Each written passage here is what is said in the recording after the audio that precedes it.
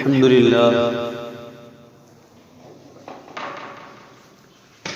لله نحمده ونستعينه ونستغفره ونؤمن به ونتوكل عليه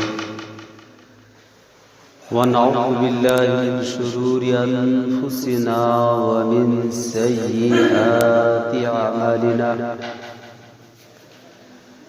من يهده الله فلا مضل له ومن يضلله فلا هادي له ونشهد أن لا إله إلا الله وحده لا شريك له ونشهد أن سيدنا ومولانا محمدا عبده ورسوله أما بعد فأعوذ بالله من الشيطان الرجيم بسم الله الرحمن الرحيم يا أيها الذين آمنوا كلوا من طيبات ما رزقناكم صدق الله العظيم قال النبي صلى الله عليه وسلم من أكل طيبا وعمل في السنة وأمن الناس بوائقه ودخل الجنة قال النبي صلى الله عليه وسلم في موضع آخر طلب كسب الحلال فريضة بعد الفريضة أو كما قال عليه الصلاة والسلام حضرات محترم معزز و مکرم بزرگان کرام، میرے نوجوان پیارے دوستوں، اللہ رب العالمین کا بے انتہا فضل و کرم، انعام اور احسان ہوا کہ اللہ تبارک و تعالی نے ہمیں اور آپ کو نماز جمعہ کے لیے پہل سے پہل حاضر ہونے کی توفیق عطا فرمائے۔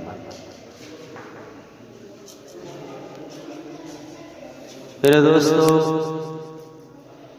میں نے آپ حضرات کے سامنے قرآن مقدس کی مختصر سی آیت اور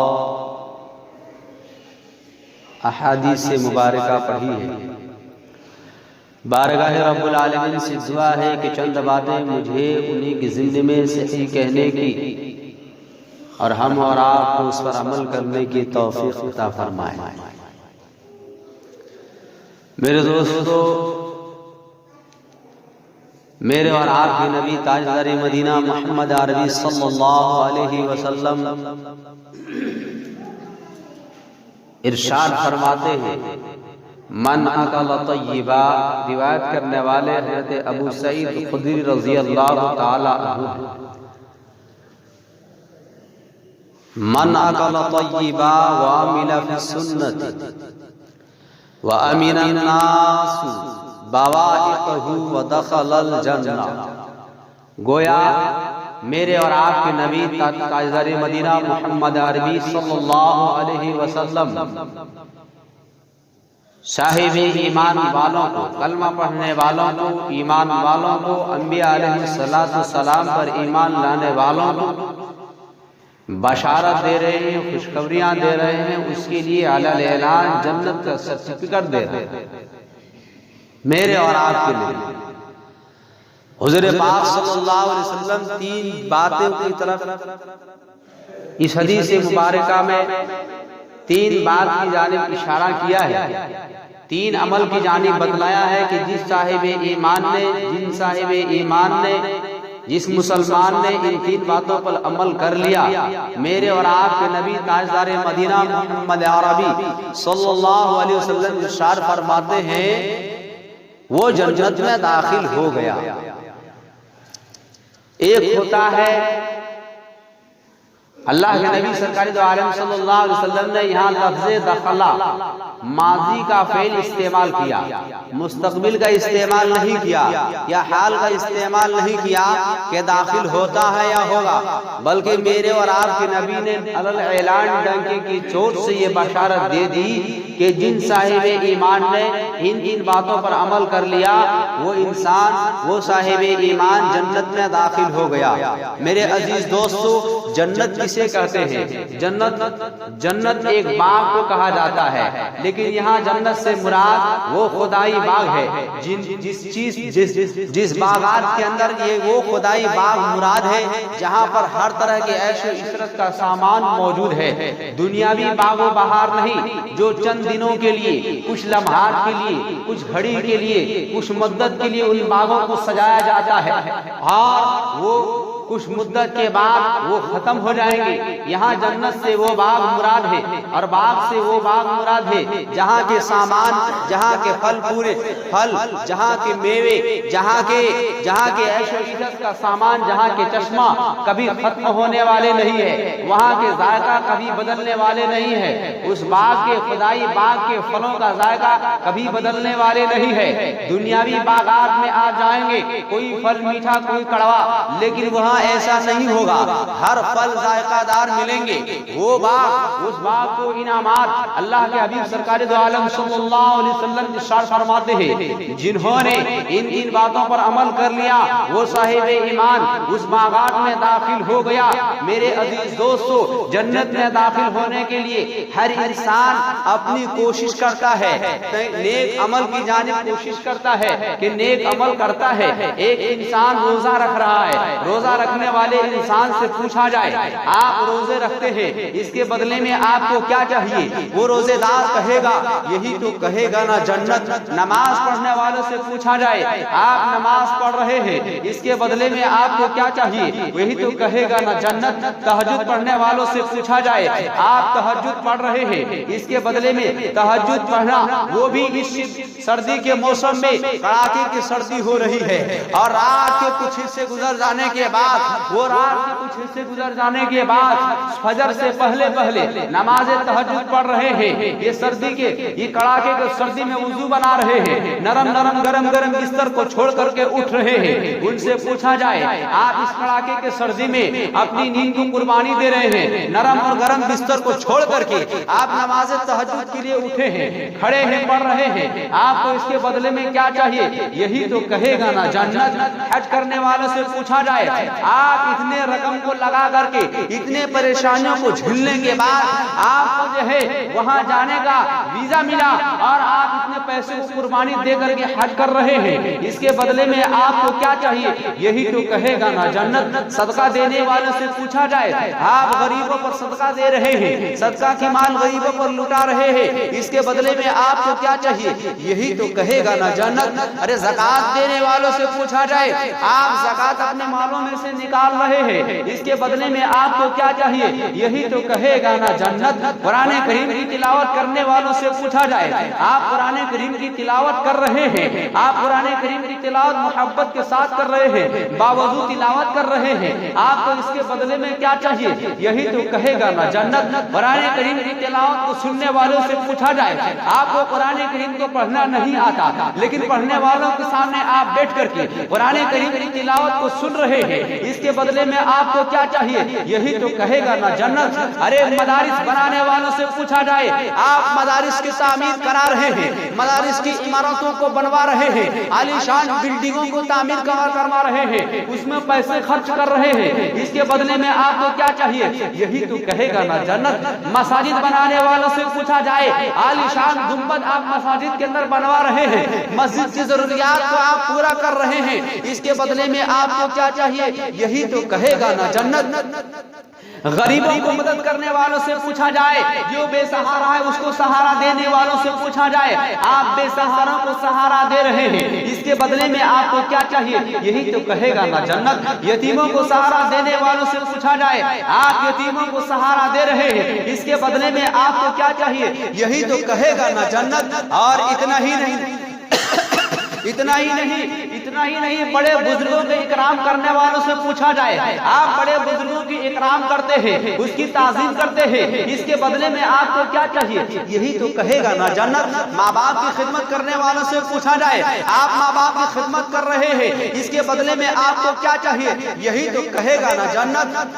ارے اپنے بچوں کو اچھی تربیت دینے والوں سے پوچھا جائے آپ اپنے بچوں کو اچھی تربیت دے رہے ہیں، اس کے بدلے میں آپ کو کیا چاہیے؟ یہی تو کہے گا نا جنت۔ اور اتنا ہی نہیں، دینی مجالس یا دینی اجتماع یا دینی جلسے یا دینی پروگرام کو قائم کرنے والوں سے پوچھا جائے آپ کس لیے کام کو کر رہے ہیں، دین کے راستے میں مال کو خرچ کرنے والوں سے پوچھا جائے آپ کس لیے یہ کام کر رہے ہیں، اس کے بدلے میں آپ کو کیا چاہیے؟ یہی تو کہے گا نا جنت۔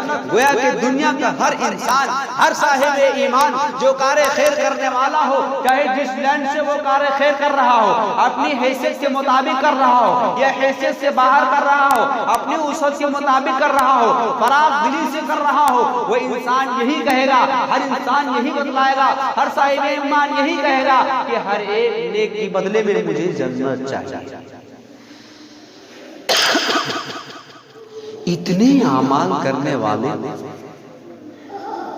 انسان یہ کہتا ہے کہ مجھے اس کے بدلے میں جنت چاہیے۔ میرے اور آپ کے نبی ارشاد فرماتے ہیں 3 باتوں پر عمل کر لیجئے آپ جنت میں داخل۔ آخر وہ 3 بات کون سی ہیں؟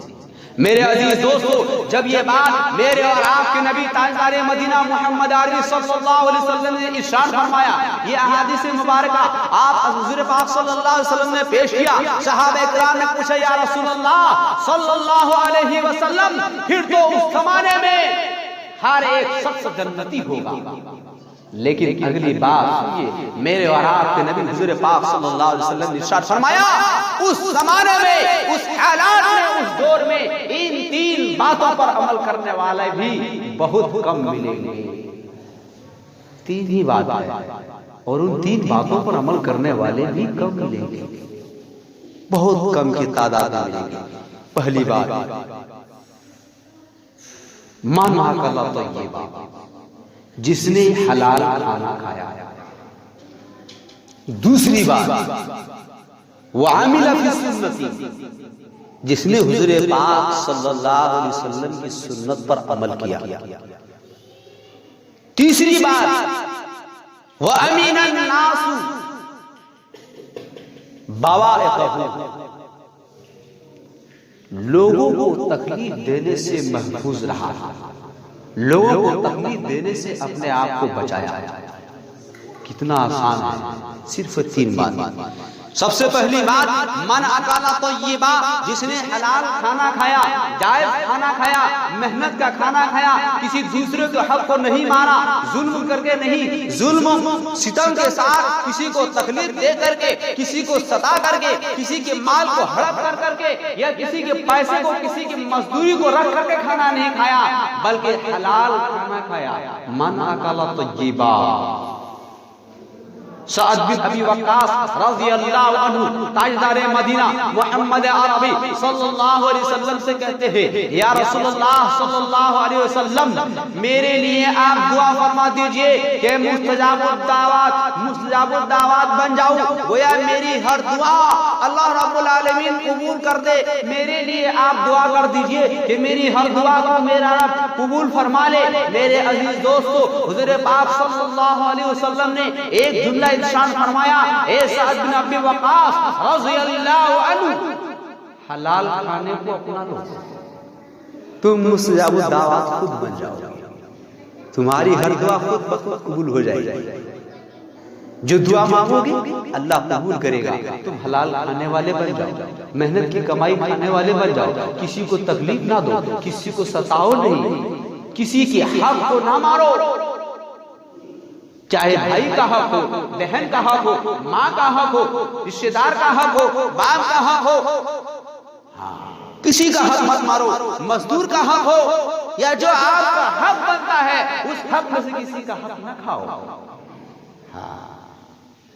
میرے عزیز دوستو، آج بہت سادے انداز میں انسان سادے جملے میں یہ کہہ دیتا ہے کہ آج کے حالات میں بڑا مشکل ہے، میرے اور آپ کے نبی حضور پاک صلی اللہ علیہ وسلم ارشاد فرماتے ہیں، حدیث قدسی ہے، اللہ تبارک و تعالی کہتا ہے اے ابن آدم، اے آدم کی اولاد، جب تم ماں کی کوکھ میں تھا، جب تم ماں کی پیٹ میں تھا، جہاں تمہارے باپ روزی نہیں پہنچا سکتا، تمہارے ماں نہیں، تمہارے رشتے دار نہیں، تمہارے آئندہ اقارب میں سے نہیں، کوئی بھی شخص دنیا کے کوئی بھی شخص وہاں روزی نہیں پہنچا سکتا تھا، اس وقت میں تمہاری پرورش میں نے کی، وہاں پر روزی تجھے میں نے پہنچایا۔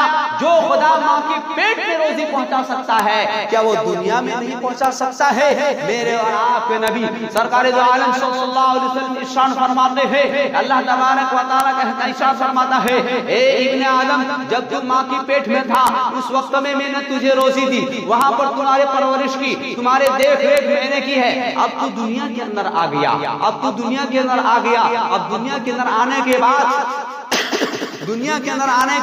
تمہاری محبت تمہارے ماں باپ کے دل میں اس طرح میں نے ڈال دی، تمہاری محبت تمہارے ماں باپ کے دل میں نے اس طرح ڈال دی، تمہارے باپ تمہیں کھلائے بغیر کھا نہیں سکتے، تمہاری ماں تمہیں پانی پلائے بغیر پی نہیں سکتے، تمہاری ماں تمہیں سلائے بغیر سو نہیں سکتے، تمہارے ماں باپ تمہیں کپڑے پہنائے بغیر پہن نہیں سکتے۔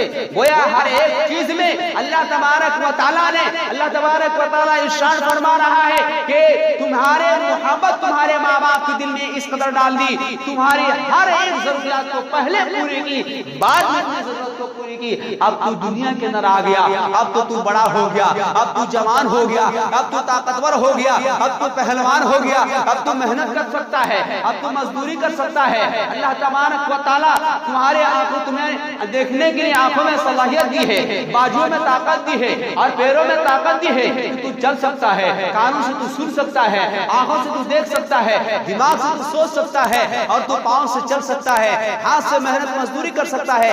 ارے اب تو طاقتور ہو گیا ہے، اب تو پہلوان ہو گیا ہے، اب سارے ضرورت کو پورا کر سکتا ہے، اور اب کہتا ہے کہ حلال کے بغیر چارہ نہیں، اب کہتا ہے کہ حرام کے بغیر چارہ نہیں، اب کہتا ہے ناجائز کے بغیر چارہ کار نہیں ہے، اب کہتا ہے ارے جو خدا ماں کی پیٹ میں جہاں کوئی اسباب نہیں تھا وہاں تمہیں روزی پہنچانے پر قادر ہے، وہ خدا دنیا میں بھی روزی پہنچانے پر قادر ہے۔ شرط ہے کہ دائرے کے اندر رہا جائے۔ فَإِذَا قُضِيَتِ الصَّلَاةُ فَانتَشِرُوا فِي الْأَرْضِ، نماز سے فارغ ہو جاؤ، اس کے بعد فَانتَشِرُوا فِي الْأَرْضِ، زمین میں پھیل جاؤ۔ میرا رب، میرے اور آپ کے رب ڈنکی کی چوٹ سے اعلان کر رہا ہے، نماز سے فارغ ہو گئے، طلب کسب الحلال فریضۃ بعد الفریضہ، فرض کے بعد دیکھیے اللہ کے نبی فرما رہے ہیں فرض کے بعد میرے رب، میرے اور آپ کا رب بھی ڈنکی کی چوٹ سے اعلان کرا، فَإِذَا قُضِيَتِ الصَّلَاةُ فَانتَشِرُوا فِي الْأَرْضِ، نماز سے فارغ ہو جاؤ، روزی کے لیے پھیل جاؤ۔ میرے اور آپ کے رب، میرے اور آپ کے نبی کیا فرماتے ہیں؟ طلب کسب الحلال فریضۃ بعد الفریضہ، فرائض کو پورا کرنے کی طرح جس طرح ایک فرائض ہے 5 وقت کی نمازیں ہیں، اسی طرح سے روزی کو ڈھونڈنا حلال طریقے پر بھی فرض ہے۔ طلب کسب الحلال فریضۃ بعد الفریضہ، فرضوں کے بعد فرض ہے کہ آپ حلال رزق کو تلاش کریں۔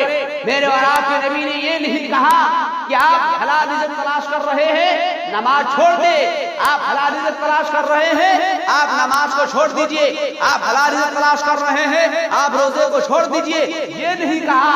فریضۃ بعد الفریضہ، پہلے جو فرائض ہے اس کو تکمیل کیجئے، اس کے بعد زمین میں پھیلیے۔ اور جب ایک صاحب ایمان، ہر ایک صاحب ایمان کا عقیدہ اور توکل اللہ کا ہونا چاہیے۔ عمر فاروق رضی اللہ تعالیٰ عنہ فرماتے ہیں کہ اگر صاحب ایمان کا، حضرت عمر فاروق رضی اللہ تعالیٰ عنہ بات کرتے ہیں کہ اللہ کے نبی سرکار دو عالم صلی اللہ علیہ وسلم نے ارشاد فرمایا اگر تمہارا توکل اس طرح ہو جائے جس طرح اللہ پر توکل کرنے کا حق ہے، ہر صاحب ایمان کو اللہ پر کس طرح توکل کرنے کا حق ہے کہ جس طرح کہ موت سے انسان نہیں بچ سکتا ہے، کہیں بھی چلا جائے، کہیں بھی انسان چلا جائے وہ انسان موت سے نہیں بچ سکتا ہے، اسی طرح وہ اپنی مقدر کی روزی کھائے بغیر وہ انسان مر نہیں سکتا ہے. وہ انسان کہیں بھی چلا جائے گا اس کی مقدر کی روزی اس کے پاس آ جائے گا. بغیر آپ اپنی قسمت کا کسی کو دے نہیں سکتے ہیں جو آپ کے نصیب میں ہے، اور دوسرے کے نصیب کا آپ لے نہیں سکتے ہیں.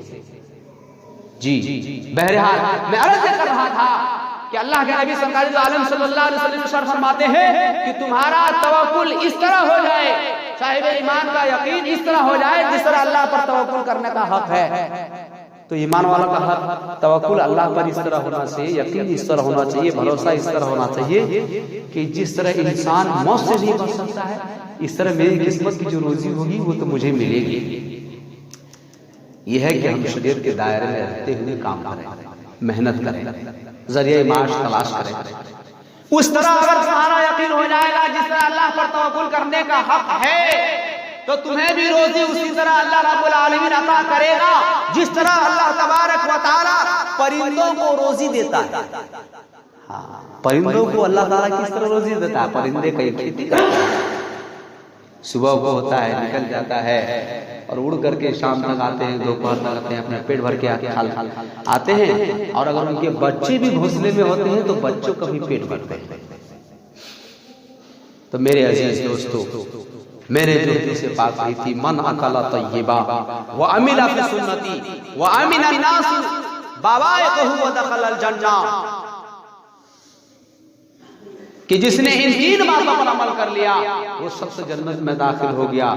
پہلی بات ہے کھانا حلال کھانا کھانا، دوسرے نمبر پر ہے حضور پاک صلی اللہ علیہ وسلم کی سنت پر عمل کرنا، تیسرے میں ہے دوسرے لوگوں کو تکلیف نہیں دینا. کسی شاعر نے کیا اس کو کہا ہے، یہ پیغام ملا ہے ہمیں خیر الانام سے، پیغام ملا ہے ہمیں خیر الانام سے، پیغام ملا ہے ہمیں خیر الانام سے،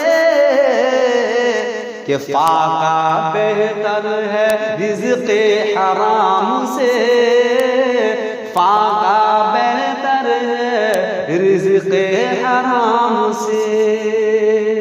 اگر صاحب ایمان یقین کے ساتھ اگر بھروسہ کرے گا اللہ تبارک و تعالی بات خود ہے کہ اس طرح کے اسباب آپ کے لیے آسان کرے گا کہ جس طرح آپ سوچ بھی نہیں سکتے، آپ کا خیال بھی نہیں جائے گا. اس طرح سے اللہ تبارک و تعالیٰ آپ کے لیے روزی رزق کا انتظام کرے گا. اس لیے ہر صاحب ایمان حلال کی تلاش میں رہے، حلال کی جستجو میں رہے. اللہ تبارک و تعالیٰ سے دعا ہے کہ ہم سب کو کہنا سن اللہ عمل کرنے کی توفیق عطا فرمائے. وآخر دعوانا الحمدللہ رب العالمین. الحمدللہ.